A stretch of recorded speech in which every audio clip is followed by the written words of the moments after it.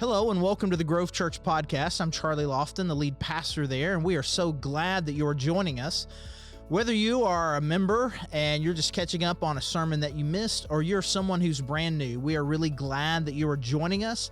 And if you are new in some way, and I know that a lot of people will do that, will listen to sermons first before they visit, I want you to know that we would love to meet you at any point. You can join us live in our services on Sunday, 9 and 10:30, or our streaming service at 10:30. Either way, we would love to be able to get to know you.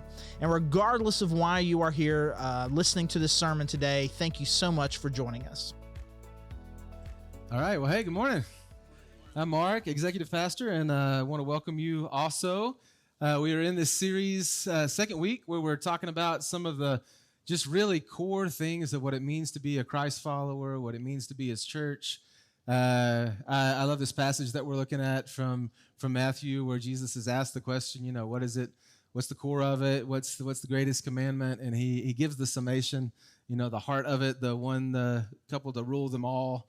I feel like, that's if we don't know that, if we miss that, then we're missing the whole bag. And a lot of times we haven't looked at it very closely. And so this is going to be a great chance for us to do that. I hope you were here last week to hear Charlie kick that off. And I'm going to follow up on that today. There was a story earlier this week. You might have seen this in the news that I just have not been able to shake. When you hear the story, that's kind of funny. There was this lady in Texas that was mowing her yard, and all of a sudden a snake fell out of the sky and landed on her. I mean, I've never known that you were supposed to be worried about this when you were mowing, but snake fell out of the sky, immediately started to attack her, in particular on the face. It was going after her eyeballs for some reason. Her glasses protected. And then wrapped itself around her arm, and she couldn't get it to get off there. And then a hawk, who had dropped the snake, then comes down to retrieve the snake, and then the hawk attacks her, and is trying to fight her to get the snake back. And she's like, "You can have," but then it gets a hold of the snake and starts to pull the snake off of her arm. And I can't even imagine what that looked like. Like, I don't know if her feet came off the ground in this struggle or. But I don't know that she went airborne, but eventually the snake gave loose and it took the snake away. I feel like in that moment, after that, probably what was no more than 10 seconds or something, I just can imagine standing there just going, "What?" Or like that movie, "Nope, that didn't just happen. There's no way that just happened." And I also thought, man, in that moment, you sure are glad that you wore your glasses that day. Which has always been a thing for me when it comes to mowing the yard. I know you're supposed to. I know you're supposed to wear your glasses and protect yourself, especially when you're weed eating. It always happens that I'm well into it, and then I hit a pebble or something, and it hits me about right here, and I go, "Oh, man, I should probably have glasses on." Now, the question of whether I'm actually going to put the glasses on at that moment or whether I'm just going to continue, I'm almost done. It'll be just fine. What are the chances that it's going to move over that half an inch over and take out my eyeball next time? That'll be okay. Now maybe I've got an additional reason because a snake might fall out of the sky and who knows what might happen. There are a lot of things like that we know or, that would be a good thing to do. That's a great suggestion. When the big box shows up from Amazon and there's a picture on the side that's got two guys lifting the box, and it's like a team lift. You're supposed to team lift this box, and you're like, "I got it. I can pick up this box."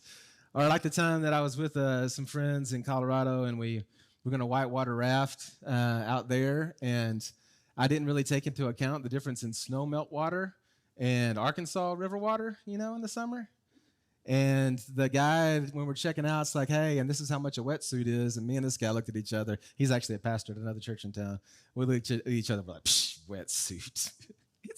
It's summer. What are you talking about?" So then we jump in. Everybody else has a wetsuit on. And the first wave that we hit, and one drop of water comes up and pierces my core like an icicle. And I look over at him, and he looks over at me, and both of us, we didn't have to say anything. Both of us, this is going to be a long day. The picture from that trip that we have, everybody else is all happy, and, he and I are standing there like this, and we're blue. I mean, you can see the color of our skin is blue. Bad decision. That was not a suggestion, even though it came across as a suggestion. I didn't feel like that was authoritative in my life, and I didn't want to spend the money for a wetsuit, and I'd be just fine. And so I just pressed right past that one, these commands that we're talking about in this series, in this passage in Matthew 22, there's a great question. I mean, are these suggestions? Is it just a suggestion that we love the Lord, our God, with all of our heart, soul, and mind? That we love our neighbor as ourselves? Is that just a suggestion? Or is it something that's really expected, that it's much more than that? Also, I think that a lot of times when we think about commands, we immediately think of a command as like some kind of border or a boundary that keeps us from something. A do not. It's interesting that these commands that Jesus points out when he's asked what are the greatest, what he points out are two do commands. These are things that you should do, that you should take initiative toward. Which begs the question, and these aren't so much restrictive, not so much limiting, but is the possibility that the following these commands is actually widens the opportunities, broadens the scope, enriches your life. Are these commands towards something or away from something? To me, it sounds like Jesus is saying, hey, the critical thing about this is not only the difference, it's the difference that it makes in you, the life that you are wanting, the life that God has for you. The best place is found in pursuit of these commands. And so I'll just read the passage. This is the same passage from last week. We're going to look at the second half really today, but I'll just read this whole part again. It's Matthew chapter 22, verses 34 to 40. It says, when the Pharisees heard that he had silenced the Sadducees, they gathered together, and one of them, a lawyer, asked him a question to test him. Teacher, which is the great commandment in the law? And he said to him, you shall love the Lord your God with all your heart, with all your soul, and with all your mind. This is the great and first commandment. And the second is like it. You shall love your neighbor as yourself. On these two commandments depends all of the law and the prophets. Okay, get that in your mind. We're going to talk about some of the specific things that he says here. Love the Lord God with all your heart. Love your neighbor as yourself. Now, this summer in particular, maybe it's that, all of that thing that happened the last few years is kind of behind us. I've just noticed that folks are traveling a lot, have seen a lot of friends, had a lot of conversations, seen a lot of pictures of people going some really cool places to do some really cool things. In fact, one of Terry's teacher friends, she made a trip to Thailand, and she was asking early about that because they were planning out all the things they were going to do on their trip. They were going to, hang out with the elephants, and she wanted to find the best place to the elephants. We knew a little bit about the place, so she was asking questions. And then I was surprised that when they made the trip, Terry showed me a picture of this beach. And I couldn't tell you the name if you asked me, but 20 years ago, I was on the same beach, and it has been forever the place for me that I'm like, that's it. I can't even describe how beautiful it is to y'all. There's like these huge cliffs on both sides. The water, it comes in there, but there's not really any waves inside this like 2 or 3 football field, space where the water is just about right here, and it is perfect. And the picture that she sent was that. It was like, that's it. It has not changed in 20 years. That's the same place. And, of course, man, all these different stories of people going different places. And the thing that I never, all of the planning, all of the preparation, all the things can look a lot of different ways to go a lot of different places. But there's a few things that are critical to open that up. One, you're not going anywhere without a passport, right? There's no give or take in that. You don't show up at the airport and say, I'm planning to go to this place outside the country. Passport, that didn't come through in time, but I'm still planning to go. No, that actually happened to me one time. I was leading a mission team to Taiwan, and the night before the trip, I went to where I thought my my passport was, and it wasn't there. And so guess what? I didn't go. There's a better story to that. I actually ended up getting to go, but it was miraculous. But yeah, you don't go somewhere without a passport. And the second is like it. Catch that. The second is like it if you, most places in the world you have to have a visa, which is that country saying, hey, we're going to allow this person to be, and these are the requirements about how long they can stay and what they can do. And so the passport and the visa are not questioned. That's critical. Those are things that have to be true. Jesus calls out these things. This is the profile of this person. They love the Lord your God with all their soul, strength, mind, and then they love their neighbor as themselves. And the question of, man, is obedience to this command required? Or is it just a suggestion? We like to just put everything in the category of a suggestion. We don't really like for things to be really expected. And yet, this sums up what our God, Creator God, expects and wants for us. And I thought about this, what are the reasons that we don't take commands, especially commands of Scripture, seriously, or other commands in our life? One of them is we really don't think that the person making the command has all that much authority. And as I walk through these, I'm going to maybe challenge you to consider in your own heart, how much authority does this command, and even when Jesus sums up and says, this is it, how much authority do you feel that has upon what you do today? Does he have the authority to make that call? I think it's interesting in Matthew 28, when he talks to his disciples, he gives what's called the Great Commission. He begins it by saying, all authority in heaven and on earth has been given to me. Now go therefore and make disciples.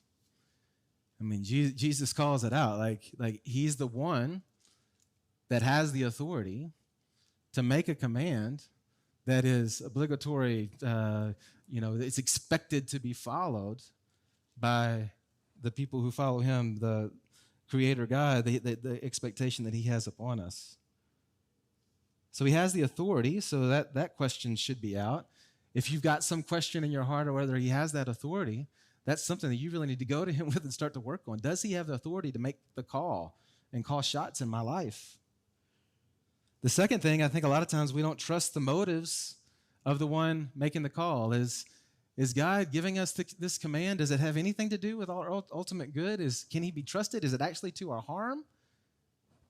I've seen some times that I have not obeyed authority 100% because I didn't trust it. And again, this has happened a lot of times overseas because maybe you've had this experience. But for instance, you walk out of an arrival hall in an airport in a lot of places of the world, and it is just, man, anybody and everybody is attacking you with different things they're trying to sell you, different things they're trying to get you to do. They're making it feel like it's expected or like you have to. And so they'll catch a lot of people off guard with, hey, you come here and talk to us. This happened to us one time in Mexico. We got pulled to a desk and the guy started trying to sell us something, but he had on an official suit and looked like we were supposed to do it. And so we just did what we were doing. We were like, no, from now on we are looking, we know where we're going, and we are walking, and no matter what anybody says, we're going to, whatever suit they have on. This would happen a lot of times in India. There would be a security guard, and he'd have a double-barreled shotgun, but it would never be loaded. It was looking very official, like there was some authority, but actually no authority. And so we learned we're just going to walk as quick as we can to the place that we're going and not listen to anybody. This summer, we got to take our twins, Darcy and Jack and Brennan, on a trip, and Jack, right before we got off the plane, I'm like, here's the deal, guys. We're going to walk through this arrival hall. There's going to be people yelling at us and saying all kinds of things, and we're not going to stop. We're not going to give them attention. We're going to walk right to the place that we're going, and we're going to get in our car, and everything's going to be fine. So then we walk out. We get our luggage. We're walking through there, and this guy starts talking to us, and Jack says, hey, Dad, that guy, he says he wants to talk to us. Yeah, dude. I told you, there's going to be people that said that, bro. We just had this conversation. I'm not listening to him. And the guy's like, yeah, And he's like, but he's looks like he's like we're supposed to talk to him. And no, man, come on. I don't trust that guy. I don't care what he's trying to sell me. He has no authority, and I don't trust his motives. The other thing, a lot of times, I don't think we believe that there will really be any consequence are costs if we don't obey the command. You know? On this same trip, we got through security in the other place, and we were walking, past it, and then Terry realized that she had left her watch back in the security area. And so she went back, and I didn't follow her back. She told me the story, and if you know my wife, you can imagine what this might have looked like. She walked up, and one of the security ladies had her watch. And Terry said, "That's my watch." And she said, "Well, is it your watch?" And she started asking her questions and looking at somebody else. And Terry just grabbed it out of her hand and said, "Yes, it's my watch." And she just walked off. Yeah, because there was no respect. Terry had no respect for what might happen. She's going to grab the watch, and I'm going to walk off, and she might say something to my back while I'm walking away, but they're not going to chase me down. Same trip, we're coming back. We're at the U.S. Side, walking through security. They pull our bag, and me and Brennan are like, "Yes, sir. Yes, sir. Open bag. Yes, sir. We're doing it." Why? Because we know there's going to be a consequence if we don't do the thing. There's some weight behind the person who's asking for that from us. So, y'all, when we look at these commands, our God is good. The commands are toward our personal best, right? He has the authority to make it. His motives are pure. And yeah, there's a consequence. There's a cost if we choose to go our own way, both, for the people that we might love and for us being involved in what he's doing in loving others. And then there's also a question, and these are just questions that jump out to me as I look at this passage, but in what way is the second command like the first? That's always been interesting to me, that he says, "Love the Lord your God," and the second is like it. Love your neighbor as yourself. One thing, it's interesting, both of these it's not the do not commands. The lawyer says, "What are the big commands?" It's not like, well, it's do not do this and do not do this. No, it's these are initiative-taking commands. Love. Both. Love. You take initiative. You take action to love. They're action commands. And also, they're the same in their size, volume, quantity, quality.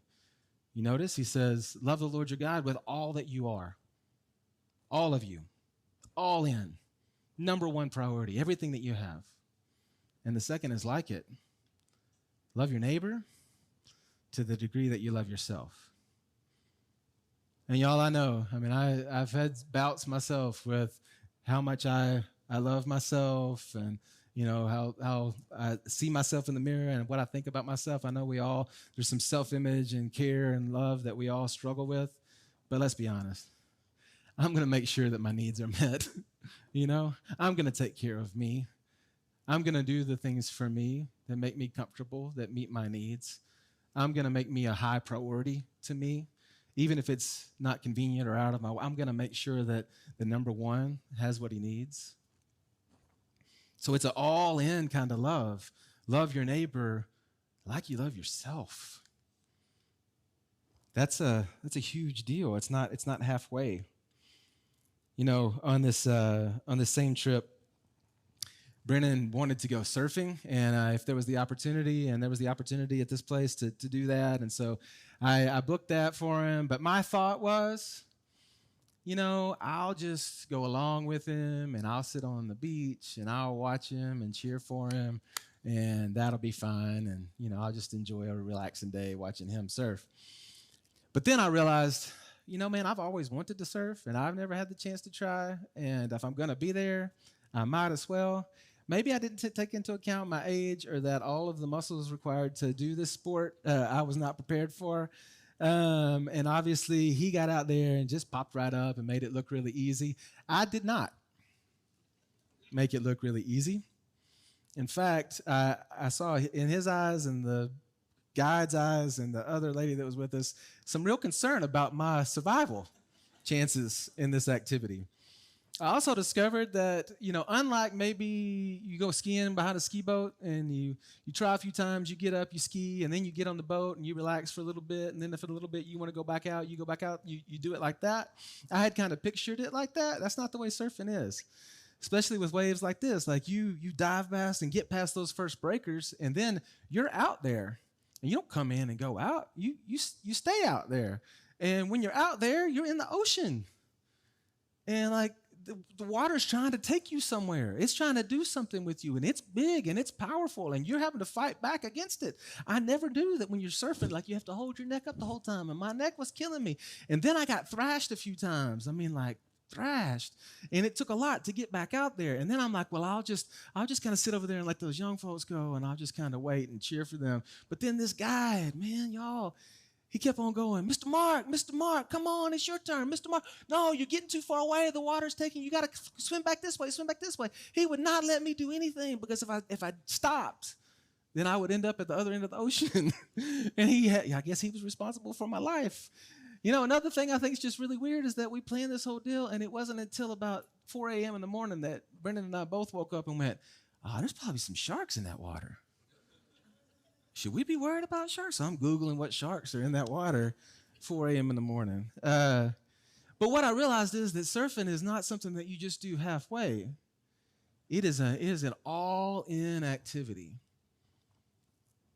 And we got to embrace the fact that what our God is calling to and what this demands is not halfway. There's not a halfway option. He doesn't leave that up for our choice. It's all in. It's love him all in. And the second is like it. You love your neighbor all in, as much as you would even love yourself. It's an all in kind of thing. And so when you evaluate yourself and you evaluate our community, one big question is, man, are we loving? This is the core. Love him all in, love each other all in. Are we committed to that?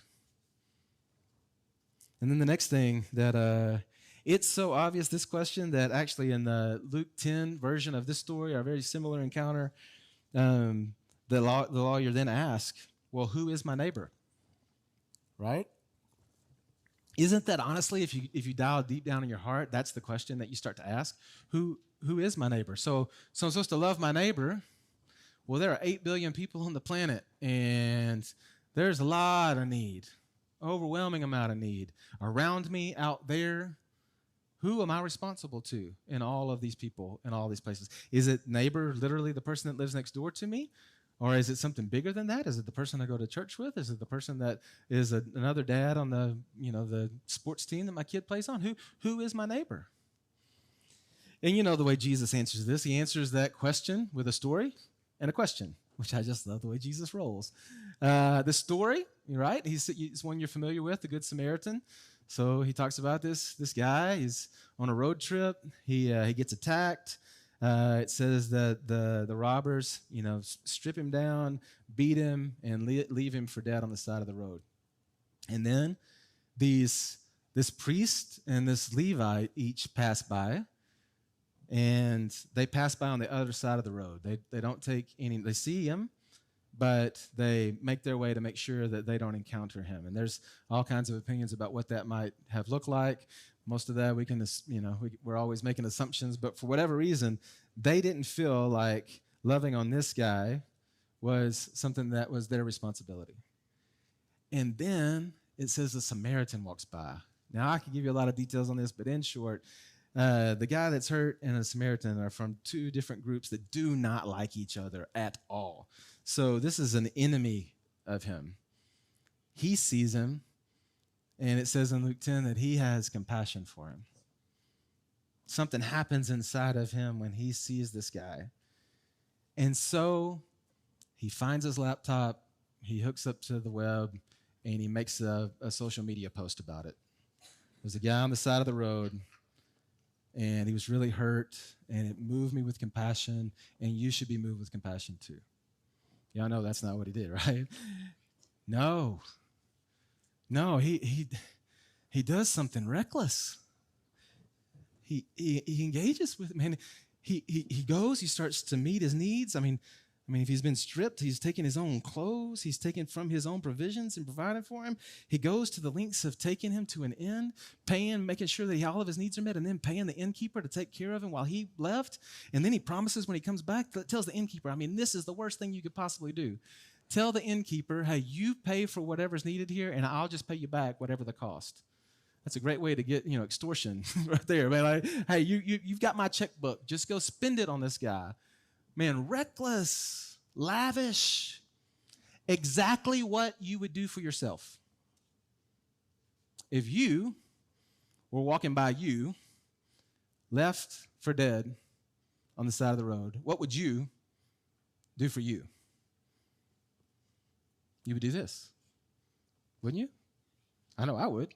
I would go to whatever lengths it took to make me okay, to meet my needs, for sure. But it's crazy. This is an enemy of this Samaritan, and he goes through this trouble. And then, y'all, it is wild. I had never caught this before. But then what Jesus says to the lawyer after he's told this story, he says, so who is the neighbor of the man?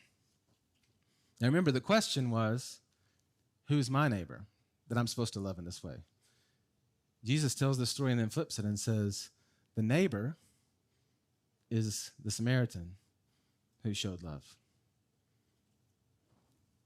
It's crazy. It isn't about who your neighbor is. It's about, are you going to be a neighbor? Not who qualifies to be loved, but am I someone who loves without qualifications? It's not a location thing. It's a question of your own heart, my own heart. Am I going to be a neighbor? Which blows the bounds of location. It blows the bounds of everything else that you could try to put it in a box. Are you a neighbor? When I think about this, it is difficult because there are just so many needs. And it is easy to get overwhelmed. Even if you just take out the rest of the world or take out our state or our bigger community and you just talk about the people that I am in relationship with, the needs are massive. But then I also do care. I do care about the person on the other side of the planet who's in need. And I want to be a part of that too. And it can be really overwhelming. And I heard a guy say this one time, and I think it's just a really powerful thought that comes back to me often, that we should do for one what we wish we could do for all. We get caught up in the overwhelming part of that, and so we just get paralyzed because we're overwhelmed. And the truth is, there are needs right next to you. This morning, there are needs right next to you, and you may be the one in need, and somebody's next to you. And we could be overwhelmed with what's out there and miss what's right here. Right here. It's not either or, it's both and. But for sure, it's the thing that's in front of you that you can do right now. And the question is, are you a neighbor? And then the last question that I'd have for us is, what does this kind of love look like? Because it is if that story is an indication, this is a crazy kind of love. And I think it's interesting that, he says that these commands, they sum up all the others, right? On these two commands depend all of the law and the prophets. That's a huge statement. Jesus said in the Sermon on the Mount that he didn't come to abolish the law and the prophets, but to fulfill them. And so there's this picture of what Jesus is talking about is not different than Old Testament law. This is the fulfillment of what it was all about. How is that true? Well, if you think about it, just as a summation, the Ten Commandments, right? So you go through these don'ts. Have no other gods before me. Don't have idols. Don't use the Lord's name in vain. That is a picture of, I love the Lord God with all of my heart, soul, and mind, right? So I don't put anything else as a higher priority. I don't worship another God. I don't make idols and put my hope there. I don't use his name without. It means something to me because he has all of my heart. And then there's a couple of do commands. Do Sabbath rest.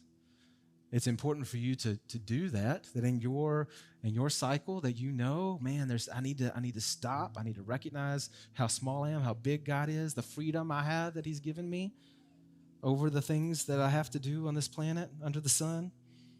I do honor my parents. That's an action thing that I do. but I don't murder because you know what? That's not loving, right? I don't love it's just not. That might seem like the most obvious, but that's what it's not loving to take someone's life. It's not loving to commit adultery. It's not loving to steal from somebody else. It's not loving to tell lies. It's not loving to act in envy and jealousy. Those are not loving things. And Jesus is calling us, those are the don'ts, but the do is next level. Don't do that. Boom, boom, boom, boom. Do this. Love like you want to be loved. That's what it looks like. Jesus also in John 15, he says, my command is this, love each other as I have loved you. So the picture Jesus gives us is not just like don't hurt somebody. The picture Jesus gives us is leaving comfort to go meet the needs and care for others, bringing all the resources and energy that you have to bear to meet the need of somebody else sacrificially. Whew. That's huge. And y'all, the way we do that at the Grove, the best mechanism, if you're going to organize it at all, that we have is small groups.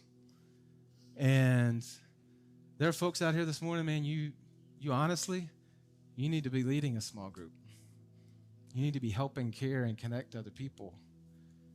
There's also a lot of folks out here that maybe you haven't connected in that way yet, and you desperately need that. We need that. And one reason we need it is because we need that outlet to obey this command. We need a place where we know the needs of somebody else enough that we'll take the effort and energy to meet it. If you don't know, I've noticed that for me, it's a really good way to absolve myself from responsibility if I just don't know. Raising kids, I've seen that. Sometimes I just kind of close my ears because I don't want to know because I know I'm going to have to go deal with that. Sometimes we keep ourselves separate from other people because we know if we knew, then we would feel compelled by the Spirit within us to go do something about that need. And that's the place that we meet Jesus. That's the place that life is found. Both for the person that you meet their need, but I don't think we talk enough about also for you. The thing that we miss out on if we let time pass and we're not helping somebody else. Your life may be going really well, but because you're not helping anybody else, it's just dry and lifeless. I talked to somebody the other day about this, that they were just bored. And there were needs all around them, but they were just bored. And they started to get really critical. Because that's what you do when you get bored. This is a really hard confession for me to make. It may seem really simple, but I think maybe that's kind of the point. I had a friend a couple weeks ago that was he's a missionary. He and his family live in Cairo. And I'm talking, this is a guy that I have known a really long time, one of my closest friends in the world, and been through a lot together. And, he's back every 2 years or so, and we'll grab lunch or some time together. And so we were doing that. And I ordered us some lunch, and, we just talking through life, talking through all the things that's going on in the heart. I'm trying to do all I can to try to love on him and care for him well, and this little time, listen to him, hear him out. I ordered lunch, and he went to the restroom, and lunch came, and I was laying out, divvying out the food, and he and I had ordered the same thing, and it's like this wrap. And I've ordered a lot from this restaurant, and I know that they don't always do a good job of putting the same amount of food in each item. And a lot of times, one of their wraps will have a lot of chicken, and sometimes it won't have much chicken. And a lot of times, and I'm used to with a family where I'm the one that usually eats the most. I'll kind of weigh them and give myself the one that's the heaviest because, I'm the one that's batting clean up on the meal anyway. So I'll guys kind of give that to myself. And so I picked up the 2 burritos and I had them in my hand, weighing them. Y'all thinking to myself, which one's the heaviest because that's the one I'm going to give to me. And I just got really, really convicted that's where my heart was. That I was with this friend, trying to love this friend, trying to do that. But then when it came down to it, I was going to take care of myself before I was going to take care of him. and how ugly that was. That's what was in me. And again, that may seem like a really, really small thing, but I think it's indicative of what goes in our heart. I was talking to somebody in between services about this and how most of these things that we do we're so used to doing them, caring for ourselves and putting others, down the road of what's important to us, that it's subconscious. We just do it. We do it, and we don't even think about it. So I'm going to ask you this morning to consider this command. Love your neighbor as yourself. What is the biggest obstacle that would keep you from that? And what is the next action point to take right now, today? We've got it here in a few weeks as school starts back and as we get back into a rhythm. We're going to launch all the small groups and all the things. We need leaders for those small groups. We need people that are willing to say, hey, I want to start to be known and not in the shadows anymore. All those things. And there's going to be all kinds of opportunities. And the question is for you, are you going to take that step forward? So even as we sing these songs, maybe, in the back, there's communion. There's the chance to think more deeply about it at your seat. Don't let this moment pass by without considering what this command means in your world. All right, let me pray for us. Father, I do just recognize that it is a supernatural work for us, me, selfish people, to think outside of ourselves and to really think about the person next to us. I have definitely seen that it's not the 8,000 miles to this other place to go care for somebody that's difficult. That's just a plane ticket and a passport. But the 20 steps to cross aisles in a church service, the 150 steps to cross from my front door to the person who lives across the street from me. It's those places. It's that last leg that seems so difficult. And I'm asking that you would do that thing in our heart, that supernatural thing that we would see with your eyes and be compelled with your love to make a difference. And Father, at the end of the day, we would believe that in doing that, there's this huge blessing of being in step with you and watching you work in other people's and in our own life. Father, I ask it for your name's sake and glory. Amen. Thanks again for joining us on our sermon podcast, and you can learn more about us at thegrovechurch.org. And if you go to thegrovechurch.org/connect, there's a form you could fill out. Just let us know that you've been listening. And if you want to dig deeper on some of these topics that we cover in our sermon podcast or just in other issues of dealing with culture or theology, those kinds of things, you can check out our Cultivate podcast, which is on the same feed, however you found this particular podcast. So again, this is Charlie, the lead pastor at The Grove, and thank you so much for joining us.